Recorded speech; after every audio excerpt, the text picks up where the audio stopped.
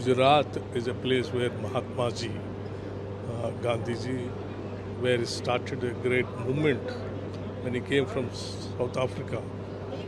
Uh, Here the Sabarmati Ashram he has given a message to the whole country.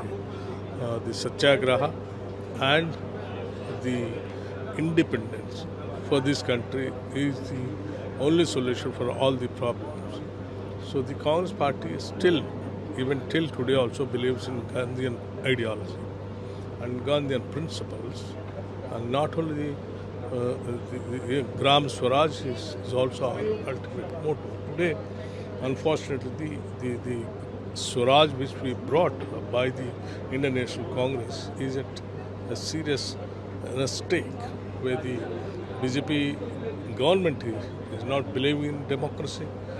It will not allow the freedom of expression, and the wealth and resources are being given it to the crony capitalists, and no secular kind of a thought process in this country. He wants only decisive forces and division of the society, and by doing all these kinds of things, they want to retain the power in the country instead of building the country.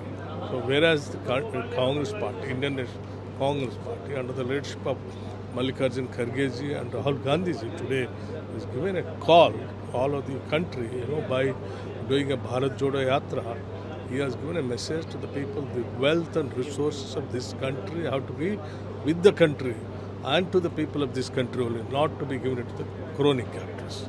And there has to be, people whoever living in this country, taking birth, are all Indians only. You should not divide the society, create hatred among them, and with that hatred, you cannot build the nation. The Congress Party believes in inclusive growth of everyone, all the sections, and the freedom of expression, and the democracy has to be built on its own true spirit of the Constitution. Thank you.